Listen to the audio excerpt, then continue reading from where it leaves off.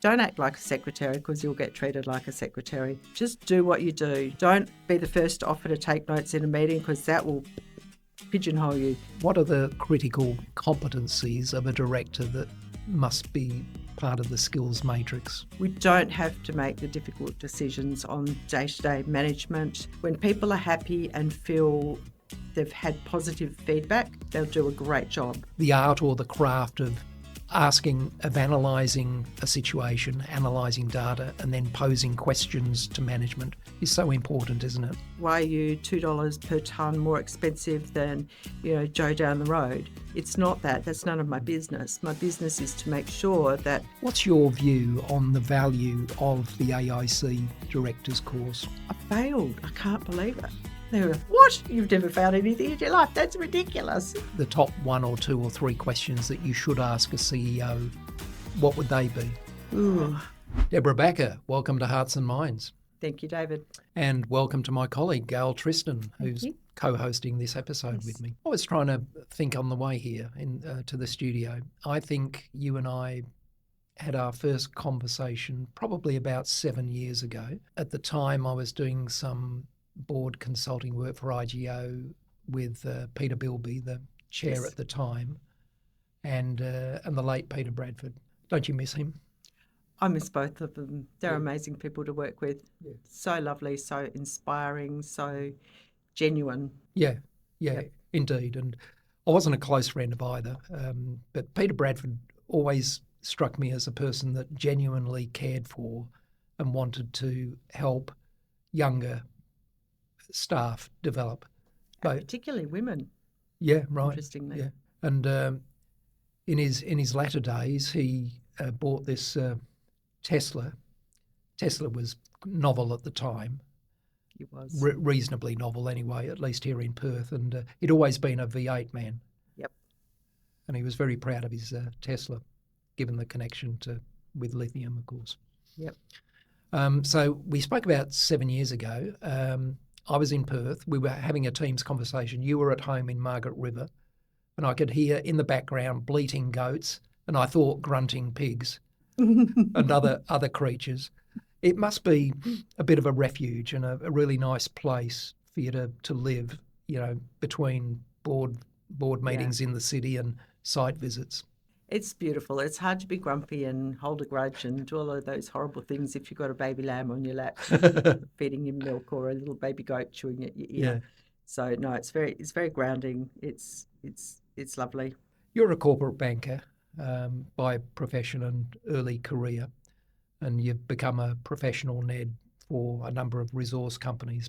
So you've been in the thick of boardroom discussions and negotiations about project financing, and you've been involved in M&A transactions and corporate strategy generally. So all of those activities necessitate, I think, a very high level of leadership ability. So during this conversation today, we're really keen to get you to share some insights about your experiences and learnings in terms of how you've developed your leadership capability, which of course impacts on how well you and your company engage in stakeholders' discussions. Yes. But before we do that, I think Gail and our audience at large would love to know something more about who you are as a person. Yeah, I was going to just start with take us back to your early years. And where did you grow up? What shaped you as a child? What memories did you have that had the biggest influence on you that's made you the person you are today? Good question. I think I grew up in a very, my father was Dutch and Baptist, so I grew up in a very controlled environment. Dad, when I got my first job and said something like, I don't feel like going to work today, he said, you'll never enjoy work, it's just something you have to do. So when I left high school, I went straight to uni, did what I was supposed to do, and then dropped out a year and a half later. I literally ran away. I went up north and worked for mining companies as surveyor's assistant and cook, not that I could cook, before I eventually went back to uni and did it again. But I literally left home. The minute I finished my undergrad degree, I got on a plane to Sydney and never came back until I retired back to Perth in 2002. So I think it was being so controlled. Private school, get home, do your homework, practice your music for half an hour, then you have dinner, and then you go back into your bedroom and finish your homework. That was it. There was no question of watching TV during the week or anything. So when I let loose, I really let loose. I think that's a big part of it. And then when I got the opportunity in Sydney some 7-8 years later to move to London, I mean, I jumped. I had a Dutch passport, so that made it easy. So I called the boss's boss in London and said, "Oh, I've just read that such and such has left the team. I'm coming over. I don't have to be an expat. I'm going." So that's kind of just the way I've done things. Just seen an opportunity and gone for it. And I guess that's how I mentor younger people these days as well. Is say, grab any opportunity you get. Just don't show any fear. If you're scared, that's okay. Be scared once you get there, then it's sink or swim, then it's too late. But don't be fearful of what you haven't jumped into. So in those early formative years, maybe sort of when you were up in the mines, was there anyone that stood out that particularly influenced you? No, and I think it was almost the opposite. Like all of my peers at high school just wanted to take a gap year, go to Europe, meet a nice rich English husband, which a few of them did, and then eventually have a baby and move back to Perth. And to this day, all of my high school peers live within I would say a 5K radius of where we grew up. And, my sister's the same. And I think it was just like, that's not for me. I do not want that. I want to do something for me. So where did that come from? Where's that spirit inside of you come from? I don't know. One half's Dutch, the other half's Scottish. What a combination. Hot-headedness. And so your focus in the mining industry, where did that stem from? Quite early on, actually. When I first moved to Sydney, I worked for Barclays Capital, as it was then, and I was in the credit team, so analysing submissions to borrow lots of money, like corporate loans, corporate lending. The economy fell apart in the late 80s, and so the credit team was split into two. One half was good credit, approving new loans. The other half was bad credit, go and get your money back. So I was just kind of fell into bad credit. And a lot of getting the money back then was from Simcoa operations, which is still here, Barrick Mines, Linter Group, State Mortgage, Christopher Skase, really kind of interesting, but most of them were mining. And I really enjoyed that. I loved it. And, it was me in the boardroom with 25 other bankers all trying to get the money back through the receiver or whoever it was. And I didn't feel like anyone really gave a rat's that I was young, female, hadn't done it before. And so kind of I'd found my gang.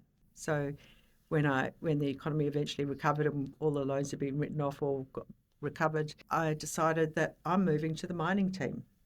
And then the opportunity in London came up and got on the phone and joined the mining team. And the rest is history. Yeah. And so when you're not concentrating on work, obviously Margaret River is where home is, and what else do you do to relax? Mostly farm-centric things, to be honest. If I'm not reading a book, or probably before that comes the pets. So there's always a bunch of lambs this time of year, and can't wait. Lambing season's about to start in a week or two.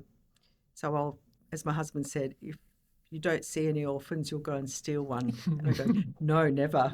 So, yeah, pet lambs or goats this time of year. And then the pets obviously grow up and we don't put the pet ones on a truck. Nothing with a name goes on a truck. So, yeah, feed the expats, playing with the dogs, running around. I love my gardening. So I've created quite a huge garden. And then there's orchard work because we've also got a persimmon orchard, which is what we're picking at the moment. So, yeah, farm work. I find picking fruit very therapeutic, actually, just mindless, totally switch off. Yeah. And when it comes to reading, what are you currently reading? I'm in between books, actually.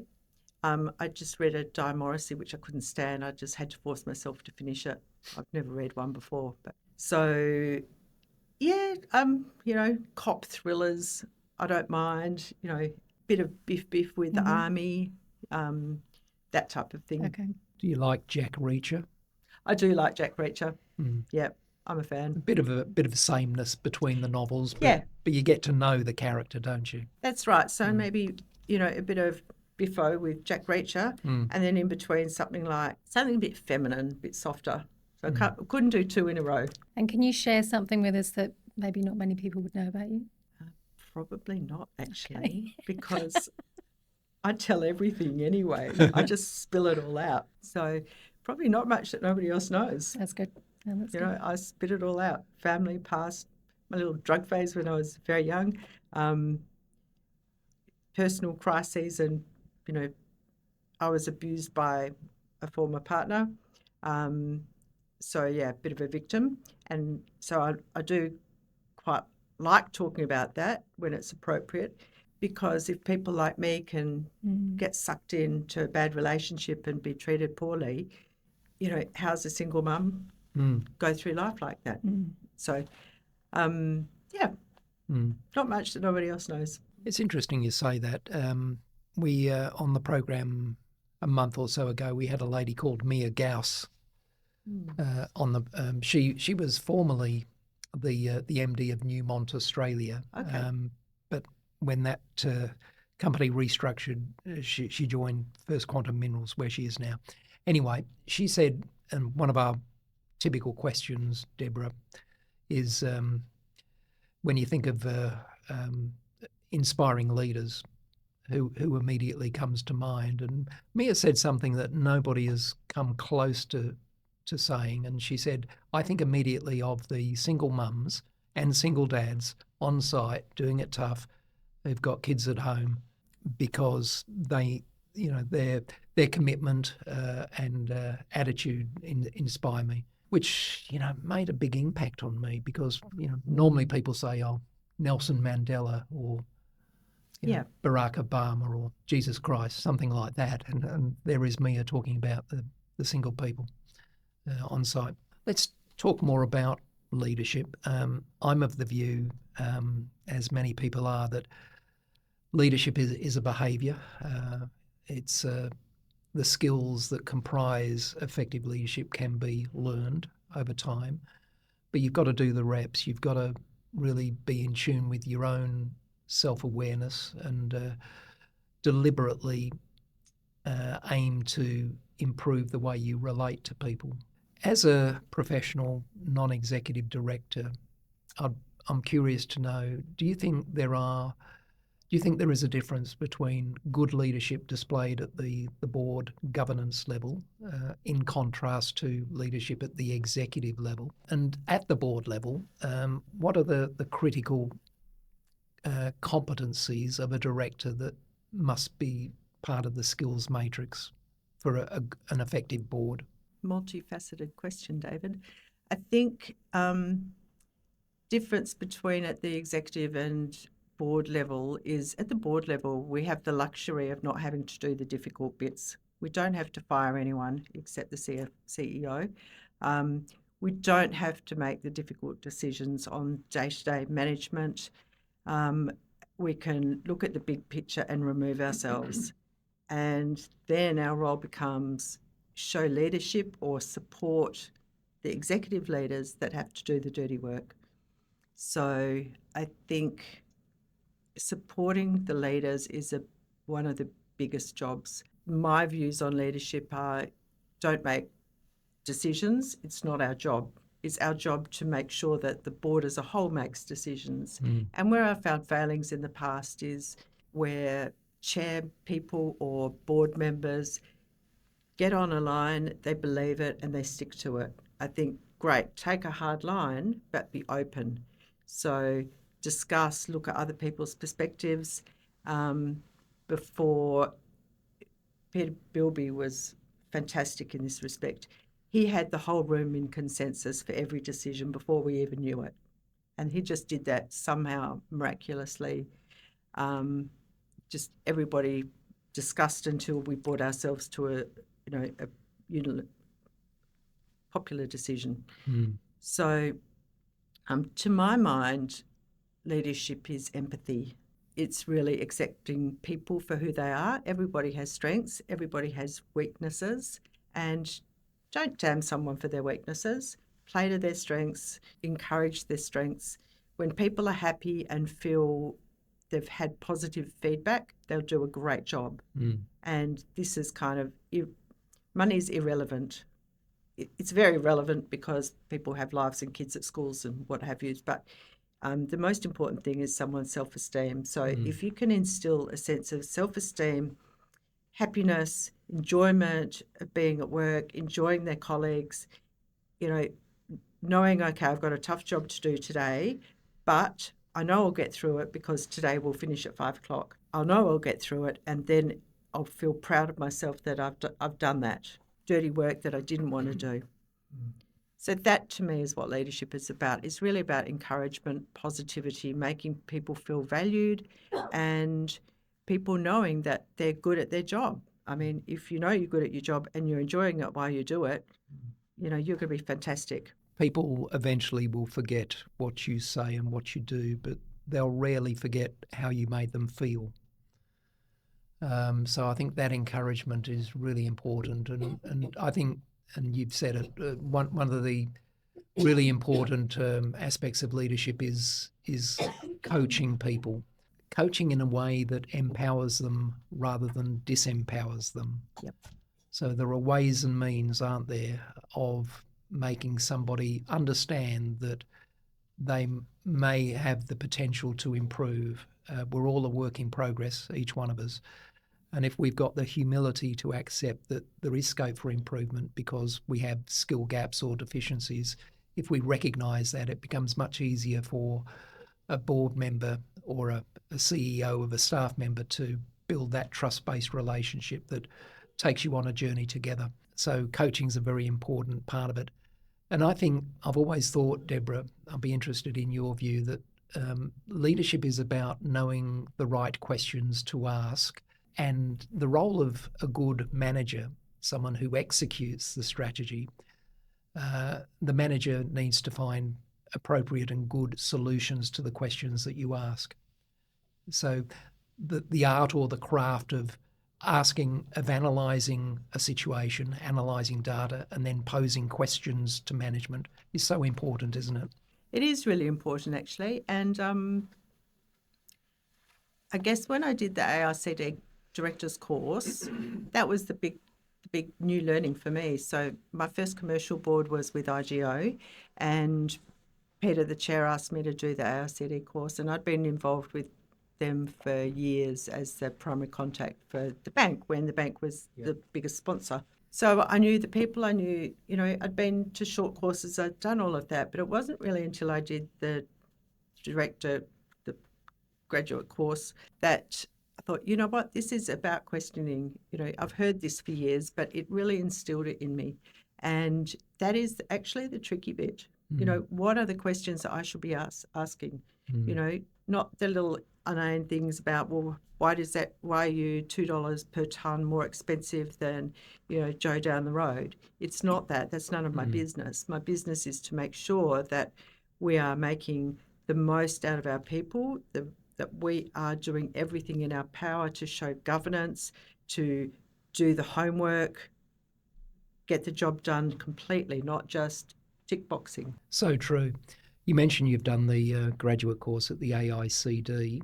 A lot of our guests who are directors, probably most I would say have done it, maybe 60%.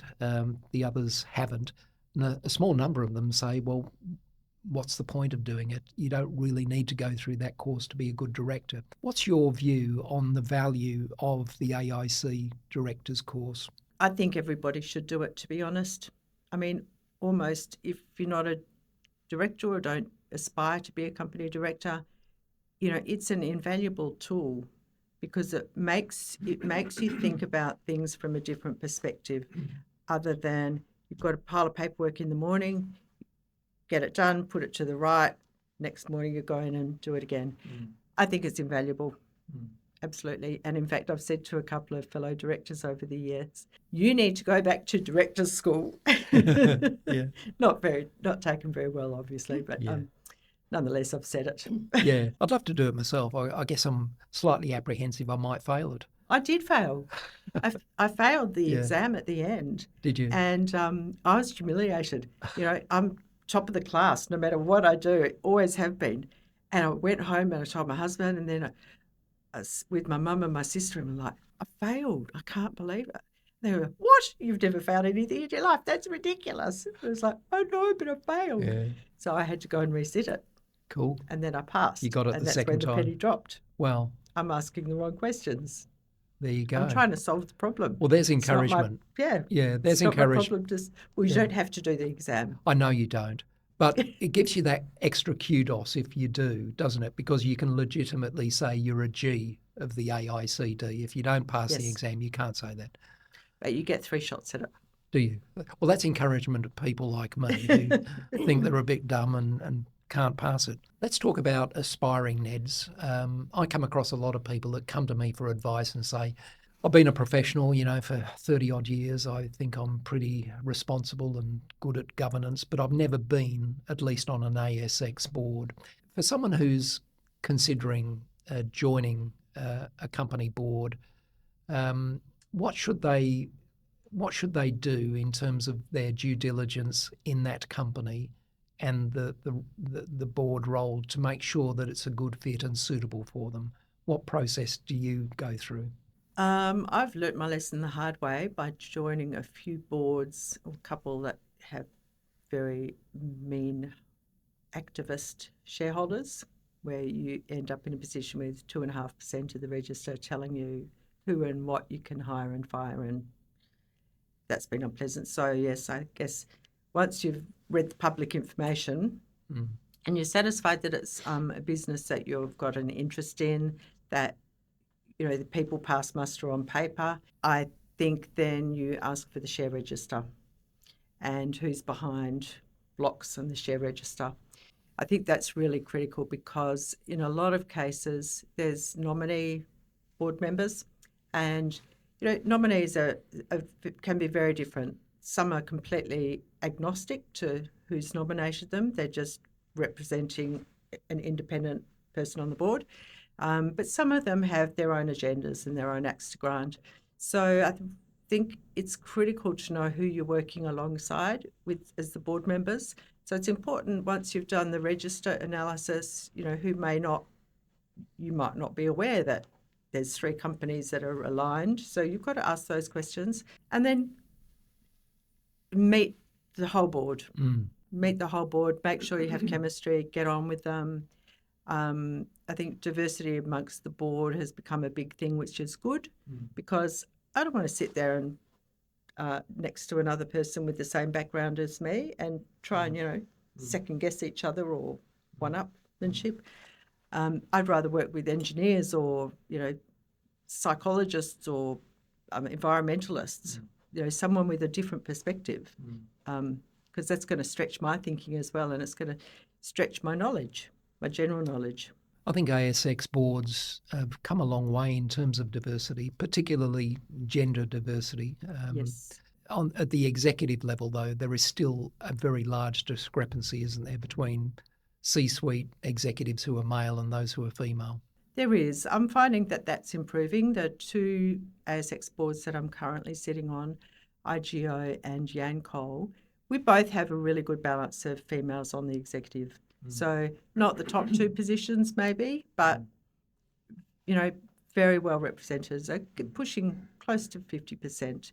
So I think we have come a long way. Certainly when I was a bank manager for a lot of mining companies, there were no women in the room. And even now, sort of thing that Peter Bradford said that really I took to heart and still I use it.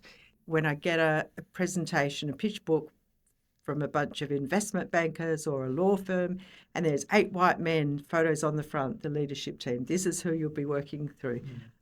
I can't help myself now. I use Peter's phrase and go, why should I work with a bunch of old white men that all look the same? Yeah. Where's the women? Where's the diversity? Old grey white men. Yeah. Gail and I do a fair bit of board recruitment, and occasionally we'll come across usually it's an executive chair as opposed to a non-executive chair, and he or she will say to us, I want to increase the diversity of my board. I want people to challenge me. I want people to challenge the status quo so we can be a more progressive, innovative company. And by the way, what I say goes.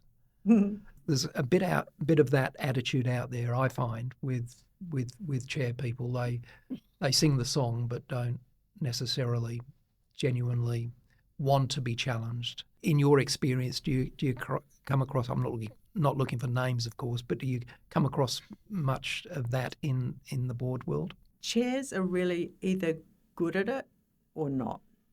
Seems to be a bit bipolar. So there are chairs that think ultimately it's my decision anyway, so I'll do what I want, or walk into a board meeting and they say, this is what I've agreed with the chief executive, done. And when you challenge it, they say, well, it's already done. You know, I've already given this undertaking. And other ones, you have unilateral discussions before the board meeting, once you've all read the board pack, and so you already know what everyone else is thinking. You already know which direction you're headed in. So really getting there in the board meeting is just a formality. And that's quite typical of how Yancoal works with Chinese people. And it works really well because there's no dissent at the board level. Everyone's already got and discussed everybody else's perspective, and you resolve it succinctly, which is good. How important is it to have independent directors on the board as opposed to directors who are in part remunerated according to the financial performance of the business? Yeah, look, I think it's critical. You need people that you need independence for all sorts of governance reasons. When you've got a lack of independence, everybody else stands to benefit from certain metrics and stands to be punished by certain metrics.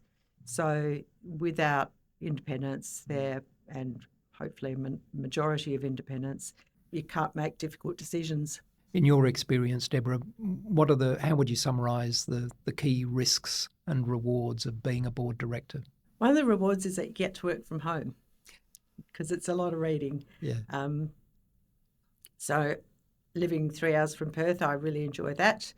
Rewards is that you see progress that you feel a part of. So when you build a new mine or when you develop a housing estate, because I've done quite a lot of work in housing and homelessness.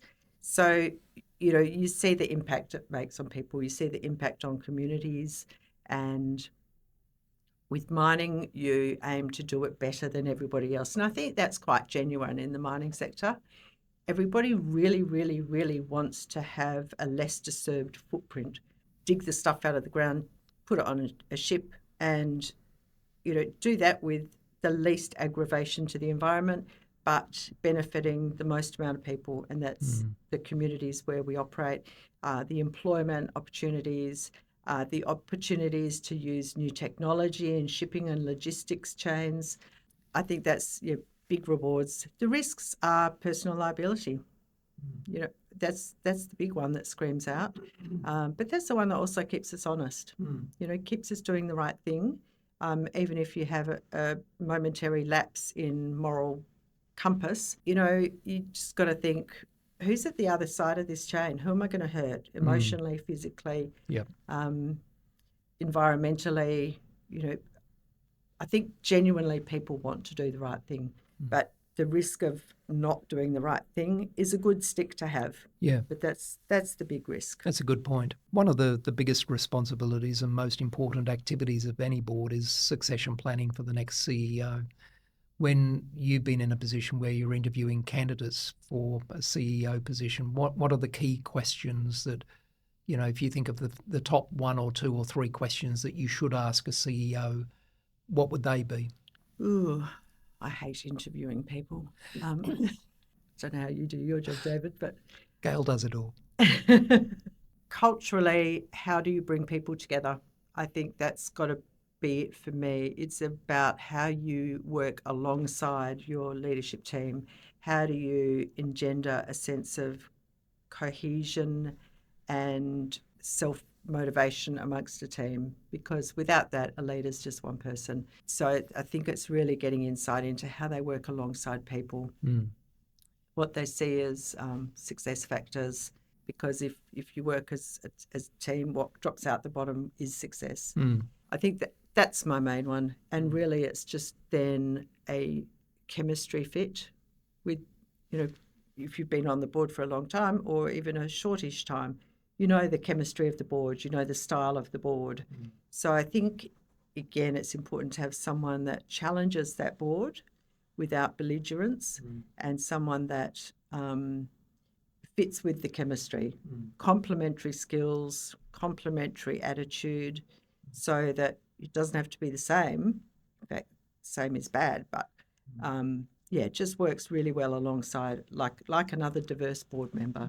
I suppose the communication skills are absolutely critical of a CEO, someone who's able to articulate the value proposition of the business to internal and external people, someone who can pitch a vision as well and sell the hope.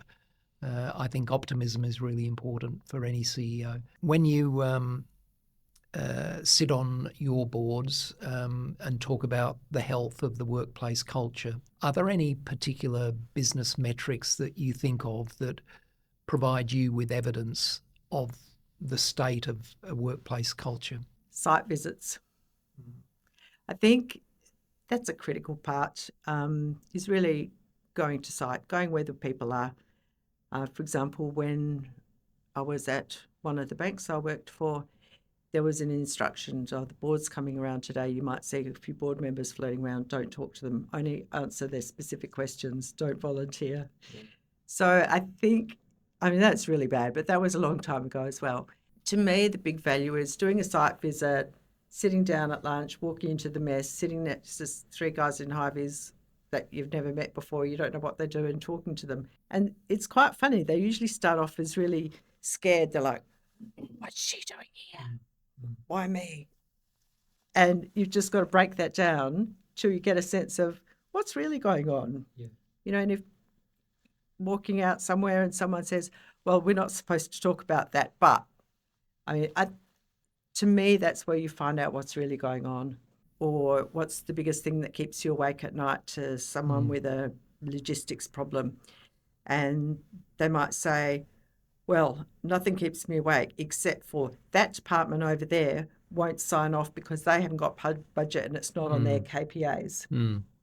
So it's that kind of thing. It's really just talking to people. And listening very well. Yep. I think most people would agree that if you can get the culture right, if the norms and values are right within a business, all of the important business metrics go in the right direction. So if you look at safety, for example, obviously absenteeism and staff turnover is reduced if you've got the right culture and because engagement is improved. Ultimately, of course, productivity and profit increase. So there's a lot at stake in terms of the viability of a business by getting the culture right. Now, I think, Gail, over to you perhaps to talk about some of the opportunities and challenges in the industry. Well, let's start with, I guess, the biggest challenge facing the Australian mining industry today. What is that? Diesel price. Diesel, yeah. Mining's kind of easy because everything's so cyclical. So diesel price this week, nickel price next week, lithium price last week. The more you can keep everything else stable, the controllables stable, and you just deal with the rest as it happens. And I think that's what probably makes a good mining executive, is the knowledge that there is no such thing as paradigm shift. Even though people bring it up every cycle of something, there is no such thing. It's all cycles.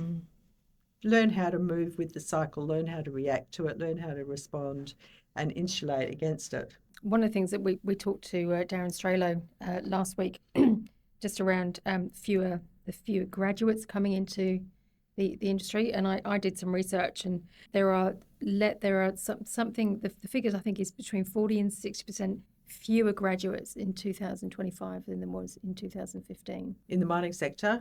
Correct. Mining engineers. So what can we be doing to encourage more? The sector is doing a lot of work. I know every company I've worked for has and is doing the best that we can with graduate programs. But then again, with the cycles, firms wind back their graduate programs.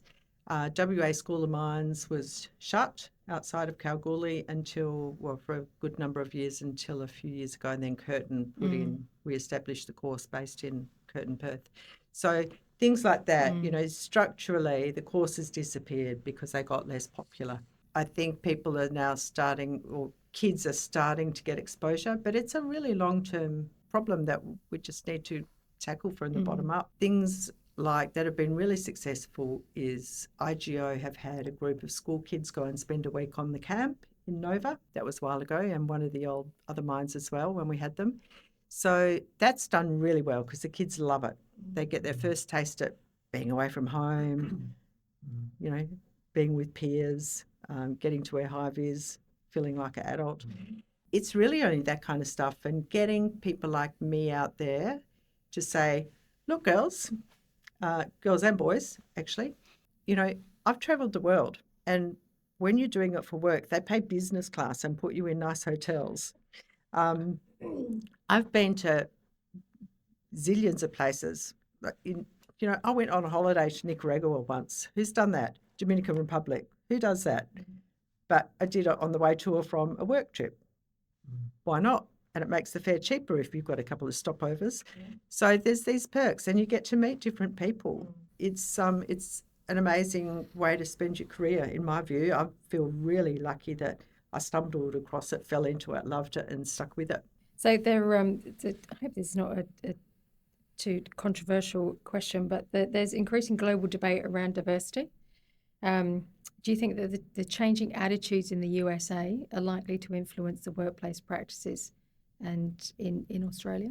I certainly hope not. I don't think so. I think Australians are less sheepish in terms of go with the herd mentality, and we're less polarised by religion. And for all the Americans, on and on about division of the state and the church, that's actually rubbish because it's all governed by people's religious positioning. So I don't think that we're in danger of that. I think we've probably had a little wave of it, which might be a good wake-up call, but I really don't think Australians have got that herd mentality. And I think that equality and diversity is really part of the normal now, or that we have to get there, and the have to get there is part of the normal. It's not a challenge or here we go again. I really think I'm positive about it. Good. I think that we're really getting there. Now we've got some rapid fire questions for you, Debra. They're not so rapid very often, but what are you hopeful for? World peace. I mean, sounds silly, but at this point, yeah. I'm hopeful that Donald Trump will stay off our TV screens and our internet. I've stopped watching him. I used to be addicted to it, but now I can't be bothered. Yeah. It's all the same. Get rid of him and bring back peace. Yeah. Who will be the Democratic nominee, do you believe, for the presidency in 2 years? Democratic? Oh, Kamala? You think she'll have another go? I think she'll have another crack. I think she's done a dash. I fancy the chances of the Californian governor. What's his name? I can't remember because I've stopped watching most of it too. I've lost track. Barama-esque, I reckon. Really intelligent, charismatic, decent man. Anyway, we're not here to talk about politics. What's a big risk the world is not paying enough attention to? Look, it all comes back to culture, doesn't it? I think the world's not paying enough attention to. Australia's a good example. We enable immigration without requiring or assisting enough people to embrace our culture. And I think that's the global trend. Everybody's seen it. Germany saw it. Holland's seen it. France, Spain, everywhere. It's when we don't enable, either through embracing or education or requiring, cultural fit. So we are Australians and we're a nation of immigrants, and that's great, but there's certain groups that will do their best to integrate, and that's been seamless, and that's our history. Our history is of seamless immigration, people embracing cultures, keeping their own culture, but embracing ours. Yeah. And I think that's the biggest risk the world faces is I think there's a lot of truth in that. And civil war through. Yeah. I mean, it's the same in business as in society generally, that there must be a set of core values amongst a wider range of values that people are willing to embrace and live by. Does the rise of far-right parties, including Australia's One Nation Party, concern you in the context of their attitude towards immigration? Absolutely, it does. And, to me, they seem to posture about they're not being exclusive and they're not being bigoted, but that's what it comes back to. They're not willing to give people a chance to integrate, not willing to, spend Australians' money helping them to integrate and showing them all the good reasons why they wanted to come here in the first place. I think, sad to say. Yeah, I agree. As you look in your rear vision mirror, as we like to call it, you look back at what you've accomplished. What stands out as something that you're particularly proud of achieving? I think for me, because I started as a very shy, quiet girl, the fact that I've been brave enough to take all of these opportunities to move to a different country when I didn't know anybody, I did that 3 times, and do something that I'd never done before, like software development for energy derivative risk management. Who would have thought? That, for me, my bravery is the thing that I'm most proud of. That's courage, isn't it? One of the key qualities of any leader is courage. Yep, you're right. Yeah. Being able to take a calculated risk, usually because it's for the benefit of the team. We've looked in the rear vision mirror. In terms of future aspirations, what boxes do you have left to tick in terms of what you want to do? I want to float down the Amazon River on a boat. Sorry. Have you got that planned? No, not yet. But I'm looking into it. I think future aspirations for me is continue to learn, because I enjoy it. When I didn't have enough on my plate, I took up the piano. I just can't stand not doing anything or not using my brain. So I think it's pursue a couple of, my board career, because I'm really enjoying that, but half-time because I don't want to be too busy to pat lambs. But I think it's doing something slightly different than I've done before. So either a mining company that's got great prospects or a great platform for growing, for building something. I like building things. What energises you the most? A good fight. I'm having a big barney at the moment. Well, I'm about to have a big barney with Augusta Margaret River Shire, if you're listening, who want to dig a gravel pit across the road from our farm. Right. And they don't require compliance with DMERS or any of the EPA, or in fact, they're telling me they don't even need to go to the Shire Council for approval because they can just do it. So it's things like this I tend to get involved with. Yeah. It sounds like you're combative, at least towards councils. Yes. Yeah. This week. Don't you hate the bureaucracy and the hierarchy of these I do. Public places? So, a good battle every now and then, just good for me. Keeps the fire in the belly. Yep. What drains you of energy? Probably the same thing. The councils. No, I get that out in my aggressive self. What drains me is emotional neediness. Friends that you don't speak to for 3 months. Oh, hello, stranger. Where have you been? Why haven't you called me? It makes me crazy. So, do you have a wide network of friends? No, I don't. I've got a very narrow network of friends, of close friends, and nobody that's emotionally draining. What's your media diet like? In other words, how do you keep yourself informed?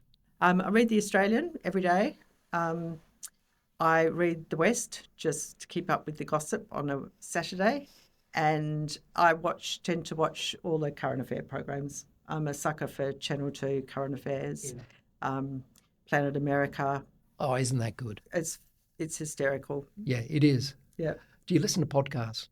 I do listen to podcasts, and again, mostly ABC podcasts. There's one I recommend, Pod Save America. Have you heard of that? No, I haven't. It's a left-leaning political very, very funny Yep. podcast.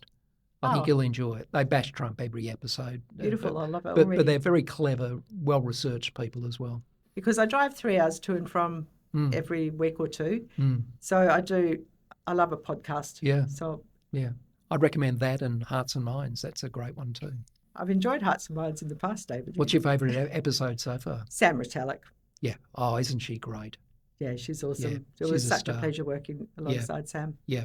What's the best career or business advice you've been given, and who gave it to you? Best advice is probably I had 2 mentors early on in my career, Gavin Thomas and Peter McAleer. They were both very senior in the mining sector. Gavin was a geologist and Peter a barrister originally. Both of them had great mining careers, and they kind of embraced me like their little sister, and they were like the uncle that, both separately, like uncles that I hadn't had before. And it was really along the lines of, don't act like a secretary because you'll get treated like a secretary. Just do what you do. Do what you do. Don't be the first to offer to take notes in a meeting because that will pigeonhole you. Don't ever offer to get a bloke a cup of coffee because that's what you'll get stuck with. Gail, is there any particular advice you've been given that comes to mind? Career or business advice? Nothing really that springs to mind, to be honest with you. But I was interested in your comment around having 2 mentors. Who have you mentored throughout your career? Quite a few, actually. IGO has a really good mentor program, so I've done pretty much 1 a year through them. And I'm still in touch with most of them, which is great, even though they've moved on. I do a lot of talking to, well, because I'm now old, they're kind of beyond me. I think you're wise. Now I'm wise. Yeah. When my friends' kids were at the sort of high school, uni stages, I did a lot of, talk to Deb about your career because they can't talk to mum because mum's lived in Claremont for her whole life and never worked. So I've done a lot of that. So more informal, but in a formal sense, I've done a couple through the AICD and then quite a few through IGO. But in an informal sense, a lot. Quite proud of one recently in Margaret River. Went through the Margaret River High School system. Daughter of my piano teacher, actually. And she asked me to talk to her daughter about, because she was thinking about going over to The Hague and doing a human rights degree. And she'd been in Margaret River her whole life. And so she did it and she's become really successful. And yeah, she had the guts to, the year before COVID. So her first 2 years at uni were in lockdown. But she did it. And do you think we're doing enough mentoring within the industry? I think the framework around it is probably too strict because it stops people doing it because there's a program in it, a commitment to days and times and hours and stages and reporting back and writing a report and doing this. And I think that takes the shine off it. I think there should be more of it on an informal basis. I think that's a really good point. And, occasionally people say, look, I need a good executive coach. Who can you refer me to? And I say, well, they're probably already in your orbit. Just look around you at your friends and your colleagues and whether they're subordinate to you or above you in the hierarchy, there are aspects of their experiences that you'll be able to gain insights from. So befriend them, be curious, get to know how they've approached certain problems and you'll learn. So you don't necessarily need a so-called professional executive coach to develop your skills. I agree. Last question. What advice would you give 20-year-old Debra Bakker in terms of how to lead a better quality life? Oh, maybe not to be so hot-headed. Against Margaret River Council. Against the Shire, yep. They don't even know about it yet. When does this get aired? In about 3 weeks. They'll see me at full throttle on Wednesday night. Yeah, I think hot-headedness is a bit of a failure for me, bit of a weakness. So to be more measured, take deep breaths rather than get fired up or anxious. So Yeah, look, I wouldn't undo any of my major decisions in life. I would do it all again, but maybe on a more regulated fashion. Emotional regulation is something that you get better at as you mature as a human being. I mean, with Certainly. experience and, with knockbacks, you learn how to be a better human, how to control yourself more effectively. That's right, but no one ever told me when I No, was younger. that's right. just let you- There's no textbook to read that in, is there? No. Deborah, thank you so much for being our guest on Hearts and Minds. It's been an interesting conversation, not only to hear about your professional NED approach, but to learn about you as well, the personal side of Debra Bakker, which is something that a lot in the mining industry don't get to know about. Their high-profile directors and so on. So, Thank you, David. It's been a pleasure. And thank you, Gail, for Thank you, Gail. co-hosting Thank you this. so much. We'll see you next time. Thanks for tuning in to Hearts and Minds. If you enjoyed this episode, please take a moment to leave us a rating or share it with a friend. And don't forget to follow us and connect on social media for updates on all of our upcoming guests. I'm Alana Bray-White, and I look forward to you joining us for our next episode.